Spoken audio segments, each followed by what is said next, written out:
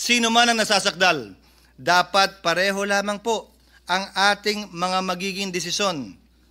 Sabi din nila, will of the people daw ito. Sino ba si people?